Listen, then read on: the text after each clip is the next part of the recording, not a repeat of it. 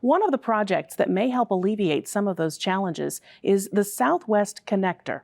We talk more about that with Murfreesboro's Mayor, Will Stevens. Will, thanks for coming in. Jennifer, thank you for the invitation. Appreciate it. So people may be familiar with what's known as the Southwest Connector. Sometimes it's been known as the Four-County Highway Coalition. It's been around for a little while. What is it? It's the concept of taking current two-lane roads, specifically 127, 154, and 3, and expanding them from 2 lanes to 4 lanes from Murfreesboro to Interstate 255 south of St. Louis. It's an idea that's been around since the 1960s. It was first studied in 1967, and it's been studied every decade since then by the Illinois Department of Transportation, by area elected officials, like the current push has been. And it really comes out of the fact that Interstate 24 was originally engineered to connect St. Louis to Nashville, Tennessee.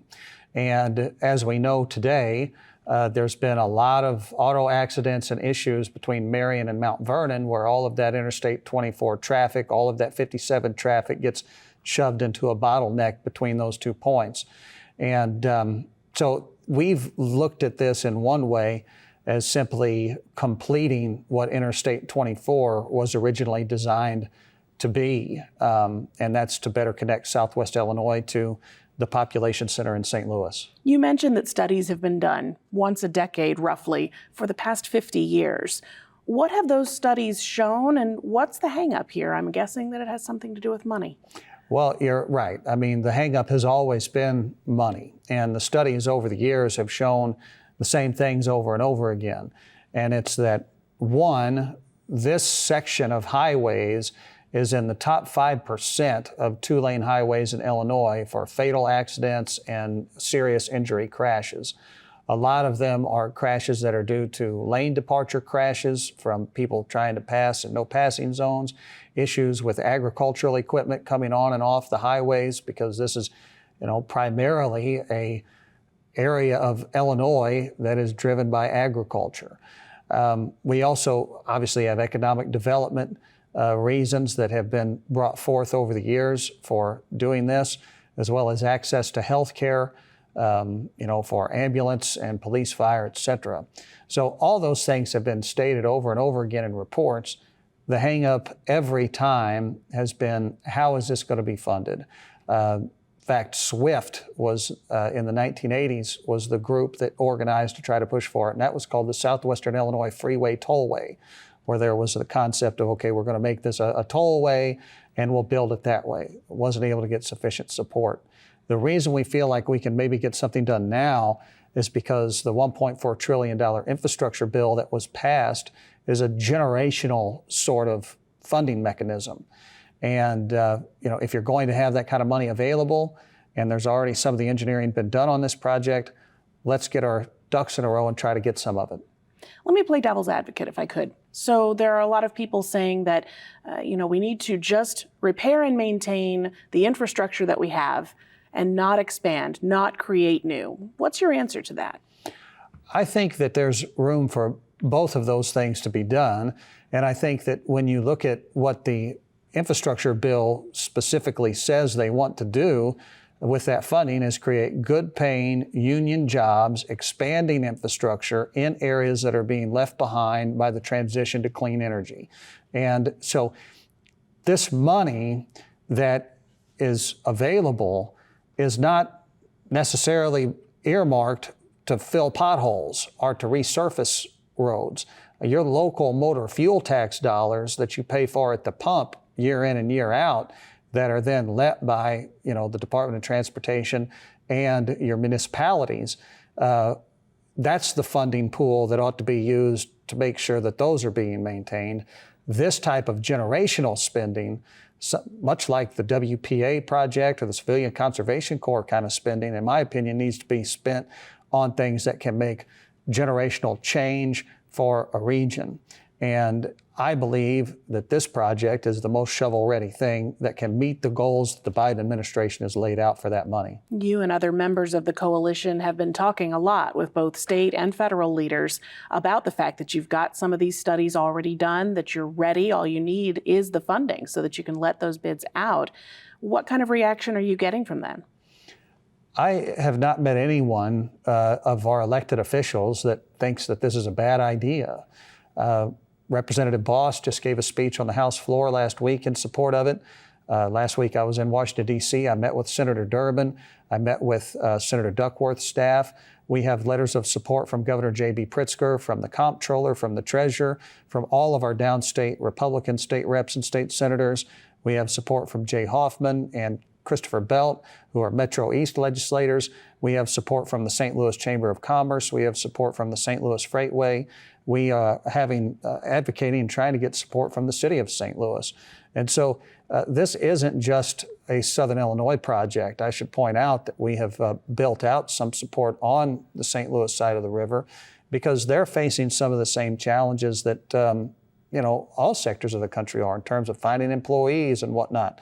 And so as much as we think about getting connection to them, they see opportunities in being better connected to us.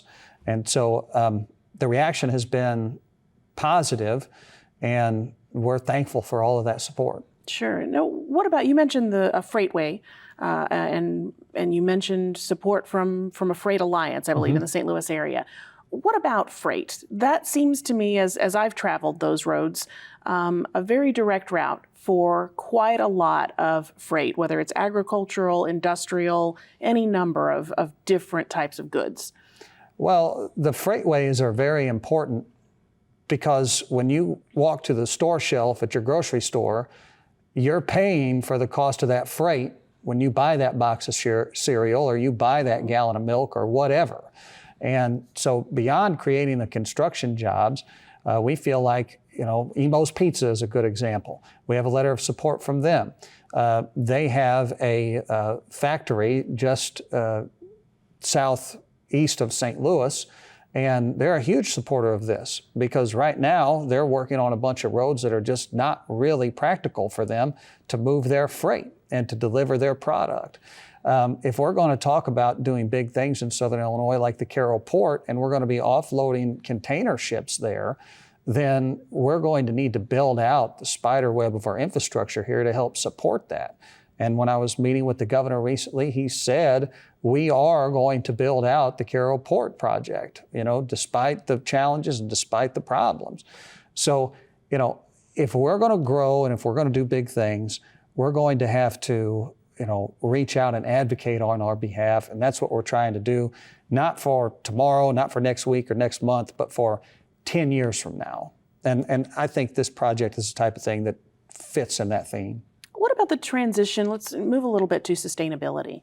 The transition away from people having a car that they jump in and drive. They're looking for things like mass transit. They're looking for, on major highways and interstates, refueling stations that are not fossil fuel based. Is that something that's a part of all this plan and looking that far down the road? It's interesting you bring it up because one of the ways that IDOT funds projects is through their data-driven decisions tool. And as we've looked at the scoring for this project, it has scored well in a number of ways. It's scored well for economic development, scored well for safety. Our sustainability score is a 1 out of 3. And so one thing that we are looking at and trying to retailer as we're talking about this project with folks is how we could incorporate those sorts of charging stations, et cetera, along the way. I'm a big advocate for public transportation. I would hope that, we would have an opportunity to also advocate for, high-speed rail in the state of Illinois. And I know that former Governor Quinn and others have. This project is just perhaps more shovel-ready and a little bit more of low-hanging fruit than some of those other types of larger public transportation projects, and that's why I've been focused on that. Sure. I know when you talk about projects like this, particularly with small communities, you get what people call a NIMBY attitude sometimes, not in my backyard. They don't want a high level of traffic. They don't want a lot of construction that close to their home, or they don't want it to impact the flavor of their small town or their downtown area. How are those thoughts and those emotions being addressed? I think one thing that people should understand is that if this project would receive funding, there would be public hearings, there would be a long public process about how exactly this would be engineered. And we would, by law, have to do that. And we want to do that because we want to make sure that we can expand our economy, make ourselves ready to attract new jobs and careers, so that we don't see the brain drain, so that we don't see all the young people trying to look for another place to go to find employment. And so how all that would work out, community to community, I think would be up to the community because we want that feedback and we'd be required to get it. I'm going to ask you in just the short amount of time that we have remaining to gaze into your crystal ball. Tell me what you think the region will look like should the connector project be completed. How does that change those counties that would be impacted? I think those counties would be able to advocate for not just jobs, but careers for their communities. The Sparta Industrial Park, the governor has said that the SI Airport and the Automotive Technology School there is a prime place for electric vehicle manufacturing to locate.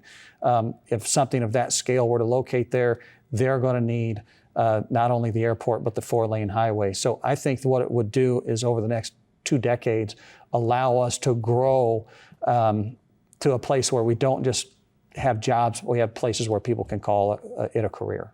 Will Stevens is the mayor of Murfreesboro and the chair of the Southwest Connector Coalition. And you can learn more about it by going to siconnector.com. Mayor Stevens, thanks for coming in. Jennifer, thank you.